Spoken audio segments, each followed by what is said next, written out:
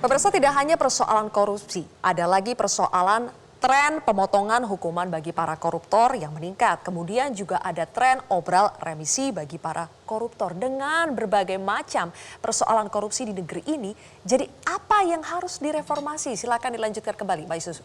Iya, baik, terima kasih. Jadi terkait dengan reformasi tadi, reformasi hukum. Nah, Presiden juga kan sekarang mengedepankan bahwa misalnya ya untuk yang tadi remisi terhadap koruptor. Kan sekarang nih overcrowding lapasnya luar biasa, Mbak, ya.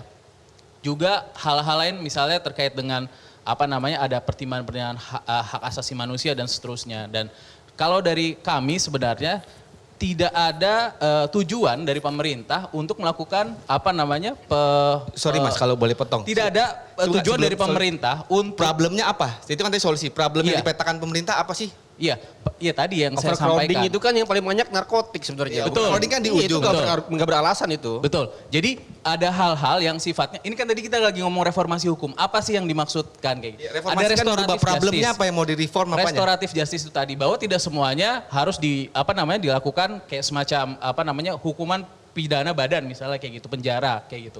Jadi itu reformasi hukum, kita kan lagi bicara tentang itu. Terus digitalisasi SPPTT itu tadi.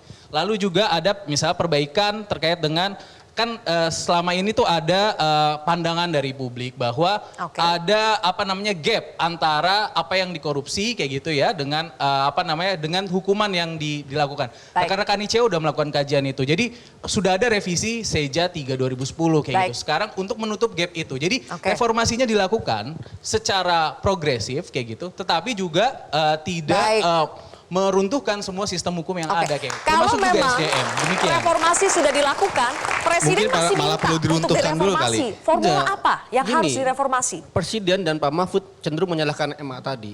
Tapi sebenarnya kalau kita baca soal remisi, itu kan Kemenkumham 4 kali dia pengen merevisi PP 2012 itu. 2012.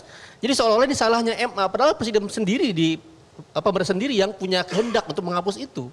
Remisi yang ngasih di bawah Dirjen. Kenapa dia nyalahin MA? Harusnya dia marahin Dirjen Pasnya. Kenapa memberikan remisi begitu banyak buat para koruptor? PB, selain itu juga Dirjen juga. Harusnya Dirjennya dievaluasi, Kemenkumhamnya dievaluasi dong. Kenapa ngasih banyak begitu remisi buat para koruptor? Jadi jangan hanya menyalahkan MA. Jangan hanya MA saja, evaluasi sendiri di pemerintahannya. Jadi kalau kita berbicara formula apa yang ampuh untuk mereformasi hukum kita menurut Anda, Mas Isnur? Sangat banyak masalahnya, tapi kira-kira butuh rekomendasinya sudah banyak saat ini dilaksanakan dengan serius. Jangan yang sudah ada yang sudah sangat baik dilemahkan, dihancurkan. Seperti itu. Lagi-lagi implementasinya yang harus serius ya. Bagaimana dengan Mas Asori, apa menurut Anda yang harus direformasi? Ya, ada dua ya. Satu, hukum tertulisnya sudah pasti dan juga kultur birokrasinya terutama ya. Kultur birokrasinya itu juga harus direformasi. Dan ini memang benang yang sangat kusut ya. Kita mau mulai dari mana aja kadang-kadang kita bingung. Bahkan kan makanya saya tadi mencetuskan ide bahwa extraordinary solution seperti yang dilakukan di Amerika di Cook County itu sekalian aja dikasih undercover operation. Mahkamah Agung kan sebenarnya dulu pernah melakukan undercover operation kecil-kecilan tuh. Dari zamannya Pak Hatta Ali yang menyamar dulu ke PNPN. Nah itu dilakukan skala besar. Kalau perlu KPK lakukan itu skala besar, dia masuk ke pengadilan-pengadilan, dia masuk ke polisi-polisi. Karena gini, jargon-jargon indah mereformasi hukum, kemudian tadi dibilang SPPTI, kemudian mereformasi Seja, mereformasi hukum-hukum tertulis itu kebanyakan jadi paper tiger aja. Ya macan kertas saja yang nggak ada isinya dan nggak pernah dijalankan, tadi Isnur bilang nggak pernah dijalankan juga. Kenapa? Karena kalau dijalankan ada tambah kurang wewenang kadang-kadang di situ. Bang Jamin? Ya, ada kecenderungan sekarang itu korupsi itu mulai didegradasi menjadi yang bukan extraordinary crime, menjadi suatu tindak pidana biasa. Ordinary crime saja? Iya, jadi sudah mendegradasi. Kalau dulu pertama kali kita berharap ini ada ciri khusus, maka dibentuklah KPK, dibentuklah Pengadilan Tindak Pidana Korupsi. Tapi sekarang ada kecenderungan untuk menurunkan status extraordinary crime itu menjadi kejahatan biasa. Salah satu contohnya, pemberian remisi sama semua. Apakah itu ekstra atau tidak, semua berhak.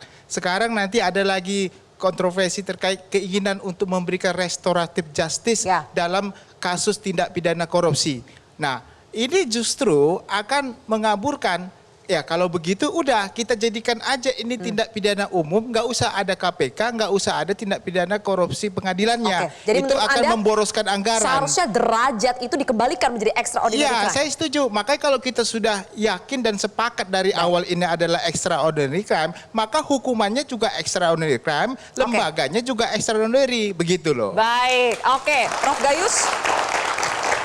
Ya, kalau secara spesifik saya akan menyampaikan pikiran saya mengenai remisi. Remisi untuk tahap yang terakhir ini pemerintah tidak salah. Kenapa? Karena pemerintah mendasarkan PP yang ada pada undang-undang ini, yaitu Undang-Undang Nomor 22 Tahun 2022. Di sini disebut remisi. Yang salah siapa kok sampai publik gempar diskon? Saya menyalahkan hakim. Hakim ini bertanggung jawab kepada prospek ke depan tentang putusannya, yaitu hakim wajib menyantumkan di sini adalah pidana dan pidana tambahan. Masukan untuk perkara si A ini terlalu berat ini, nggak perlu dapat remisi. Nanti pemerintah akan manut itu, tidak memberikan remisi. Jadi saya akan mengatakan hakim ya, sebenarnya mempertimbangkan apa si A si B per kasus, tidak semua, tidak memilih diskriminasi mengenai kejahatan narkotika, kejahatan terorisme. Hakimnya yang harus menjadi kunci. Kita berikan tepuk tangan untuk Prof Gayus. Terakhir, Bang Arteri, 1 menit terakhir. Ya, tadi saya ingin bukannya koreksi ya, mungkin klarifikasi. Kalau korupsi itu tidak ada yang namanya extraordinary crime, itu adalah serious crime. Kalau kita lihat di UNCSC sekalipun dia katakan serious crime.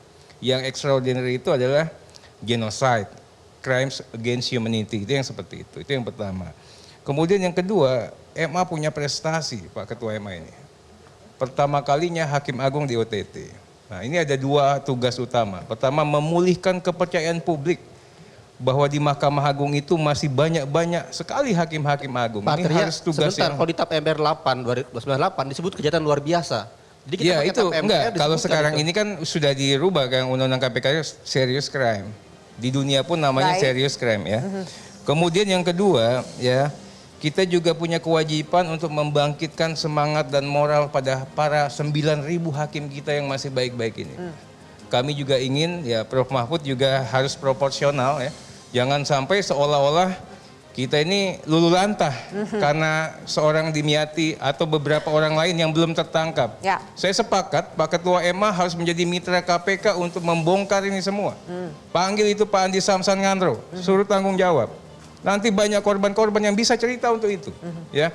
Kemudian Anda juga bisa lihat di MA itu Prof Gayus, kasat mata yang nabi kasubag kepegawaian atau apa mobilnya udah mewah-mewah. Baik, Bang Itu Arteri. pun juga perlu kita lihat dan kita cermati. Nah ini menjadi perbaikan kultural, ya perbaikan seluruhnya lah ya kepada institusi Mahkamah Agung. Kita semua ini karena kita cinta Mahkamah Agung. Terima kasih Bang Arteri, Mas Yusuf, Mas Aristo, Prof Gayus, Bang Jamin dan juga Mas Istur. Pemirsa, demikianlah kontroversi pada hari ini. Saya Zilvia Iskandar mewakili kerabat kru yang bertugas mengucapkan terima kasih atas kebersamaan Anda. Kita jumpa lagi di hari yang sama minggu depan. Sampai jumpa. Prof Gayus, thank you. Metro TV.